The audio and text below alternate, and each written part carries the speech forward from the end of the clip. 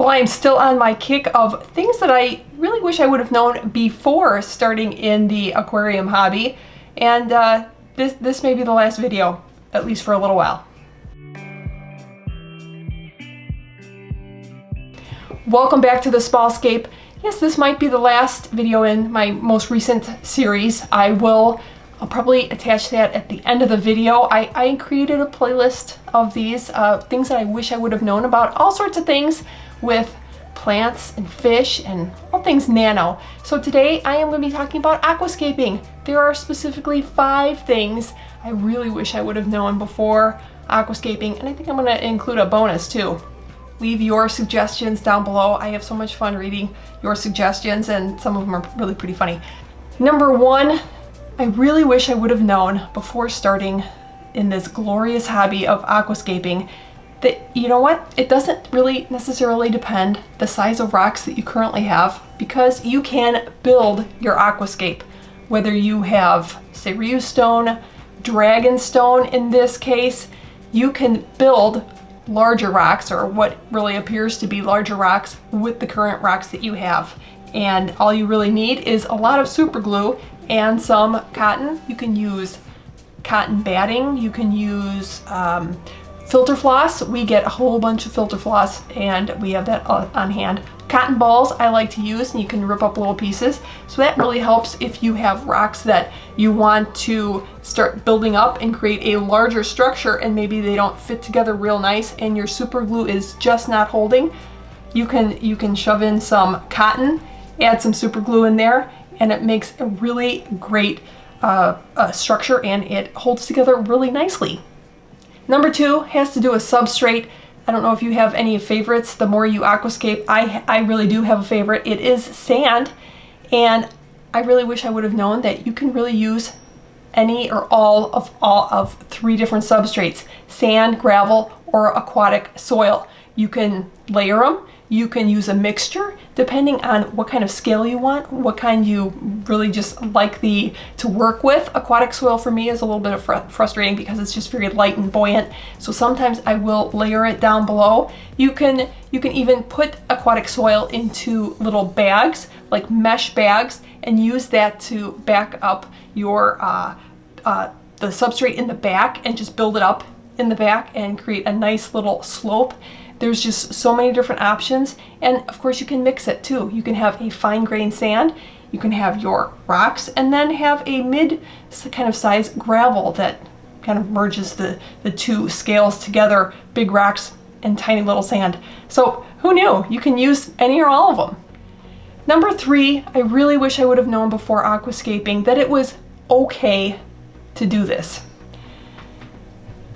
You have different components of an aquascape. You have the substrate, just the sand or the gravel, whatever you have on the bottom of the tank. Then you also have rocks, driftwood, and plants. I really wish that I would have understood that it is okay to not use all of those.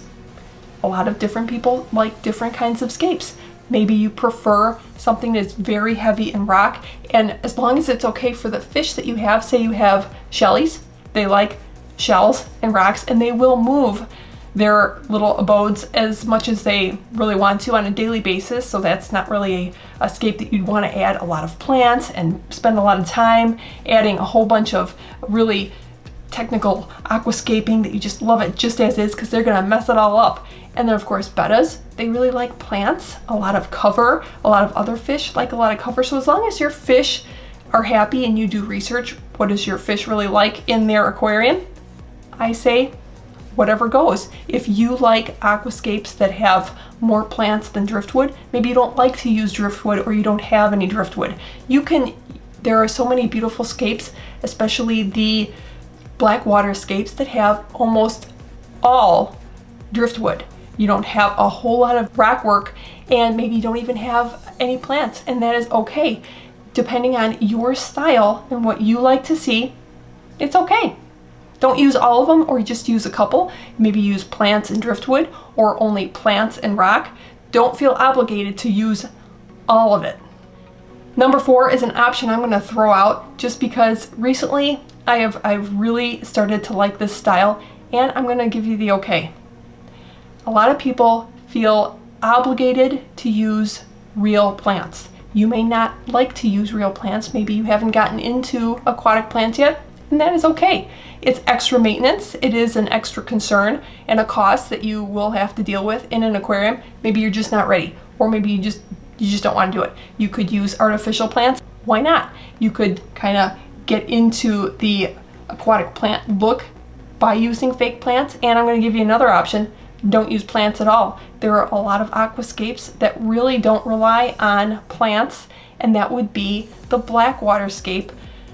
Melanie Holmes is known for her blackwater scapes. They're just stunning, and she relies mostly on botanicals. And those are dried elements instead of fresh elements that look absolutely amazing, and then you don't even have to worry about the fresh plants.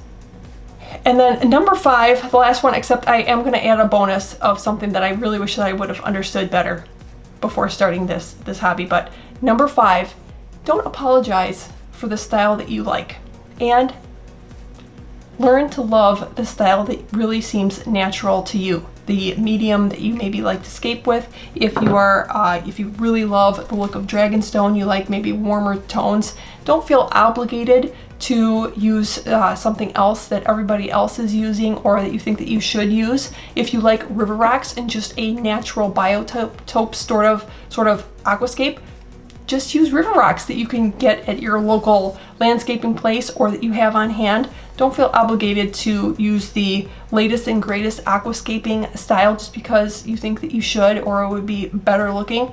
There are so many aquascapes that I am finding myself going more towards the minimalist style, just not feeling obligated to use more plants, a whole bunch of different kinds of plants.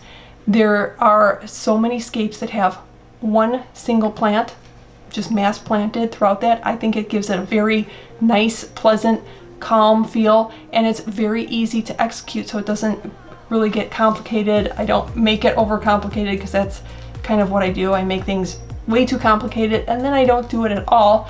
But just learn to know what you like. Do you like a lot of a very lush planted aquascape? Maybe that's not your jam. Maybe you like to rely more on driftwood or rock or just locally sourced items that you don't have to feel bad about spending a whole lot of money on, and that just really makes you happy as well.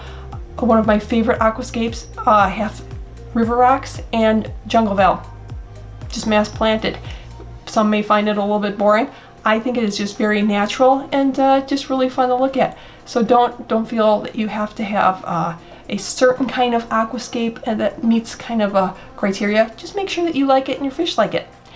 And then my last bonus tip that I really wish that I would have understood before aquascaping is the difference between Dragonstone and SEIRYU stone. So if you do like those two stones, I do for a lot of different scapes, but if you have Dragonstone here, just know it is a lot easier to break into smaller pieces, which can be super useful. You don't have to get the exact pieces that you're really looking for.